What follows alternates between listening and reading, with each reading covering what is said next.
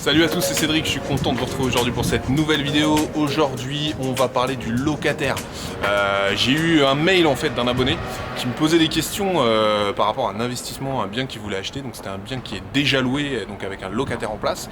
Et c'est un bail nu, un bail non meublé, et lui souhaite faire du meublé. Donc il m'avait évoqué sa stratégie, il voulait l'acheter, donner congé au locataire pour faire à la suite du meublé.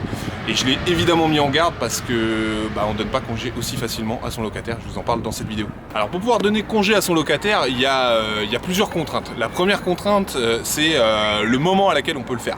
C'est-à-dire que vous n'avez pas le choix, vous ne pouvez pas donner congé à votre locataire n'importe quand. Tout se fait à la date anniversaire de votre bail. Donc évidemment, il y a deux types de bail. Le bail meublé, donc là c'est un bail d'1 an, donc vous pourrez donner congé qu'au bout d'1 an, donc à l'échéance du bail. Et pour la location nue, donc non meublée, c'est ce qu'on appelle les 3-6-9, donc c'est tous les 3 ans, donc c'est la même chose, vous pourrez donner congé au bout de 3 ans.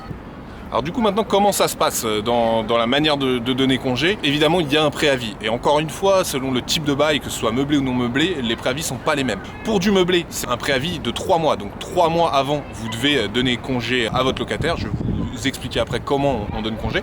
Et pour le nu c'est 6 mois à l'avance, donc encore une fois toujours par rapport aux dates anniversaires de fin de bail. Comment est-ce qu'on donne congé à son locataire? Il y a 3 possibilités. La plus simple et celle que je vous recommande, c'est d'envoyer une lettre recommandée avec accusé de réception, donc dans les délais correspondants. La deuxième chose, c'est soit une remise en main propre de la lettre de congé, mais par contre exigeant un reçu de la part de votre locataire. Et la troisième solution, c'est par acte d'huissier. Alors par acte d'huissier, on va le faire souvent quand, par exemple, c'est un petit peu tendu avec votre locataire. Encore une fois, voilà, il y a une de ces 3 possibilités et toujours dans les délais correspondants au type de bail que vous faites pour votre locataire.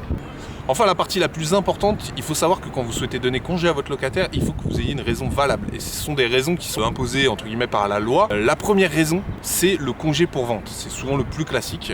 Je m'explique, vous avez un locataire en place, vous avez un but de vendre votre bien, vous pouvez lui donner congé, c'est une des raisons valables pour qu'il quitte l'appartement. Par contre, attention, vous ne pouvez pas lui donner congé n'importe quand. Il faut que ce soit fait dans les règles, donc au niveau du préavis, et évidemment à la date échéance de chaque bail, de chaque type de bail, que ce soit meublé ou non meublé, qui est déjà loué mais que vous ne souhaitez pas garder le locataire. Il est intéressant de se renseigner au point de vue du vendeur pour savoir quand est-ce que le bail en cours arrive à échéance. Avec un peu de chance, la date d'échéance du bail de votre vendeur arrivera dans des délais raisonnables, ce qui vous permettra de prévoir une promesse un petit peu plus longue et éventuellement mettre en clause le départ du locataire dans votre compromis de vente, et comme ça vous vous retrouvez avec un bien qui est totalement libre de toute occupation. Maintenant, la deuxième raison, c'est ce qu'on appelle un congé pour reprise. Alors pour vous expliquer, c'est très simple. Globalement, vous avez le droit de donner congé à votre locataire, encore une fois dans les termes et les délais du bail respectif. Vous avez le droit du coup de lui donner congé si vous souhaitez vous le récupérer pour y habiter en résidence principale, que ce soit vous personnellement ou vos proches, par exemple vos enfants. C'est des choses qui se font assez régulièrement. Mais encore une fois, un point très important, c'est pour y habiter en résidence principale. Troisième et dernière motivation pour pouvoir donner congé au locataire, c'est la plus ambiguë, c'est, je le donne son titre, c'est vraiment comme ça que ça s'appelle, c'est la reprise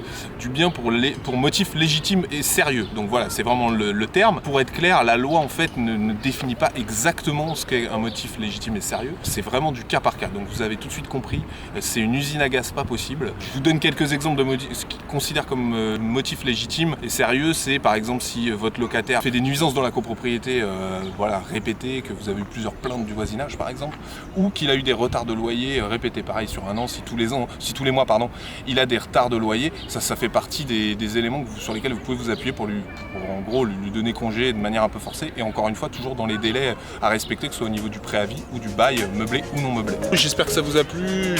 Voilà, ça en a peut-être aidé certains. Encore une fois, je sais que c'est des éléments qui sont pas forcément connus. On pense qu'on peut donner congé un petit peu n'importe quand. Donc maintenant voilà, vous avez un complément d'information là-dessus si vous a plu. Encore une fois, des pouces bleus, pensez-y, je me répète, voilà, ça donne de la visibilité aux vidéos, donc à la chaîne, et on est de plus en plus nombreux, donc vraiment n'hésitez pas, des pouces bleus, je compte sur vous, j'ai besoin de vous. En attendant, les commentaires, si vous avez des questions, si vous avez des cas, si vous avez déjà eu des problèmes pour donner des congés à des locataires ou des choses comme ça, des retours d'expérience, n'hésitez pas. Et puis je vous dis à bientôt et pensez à vous abonner à ma chaîne. Allez, ciao!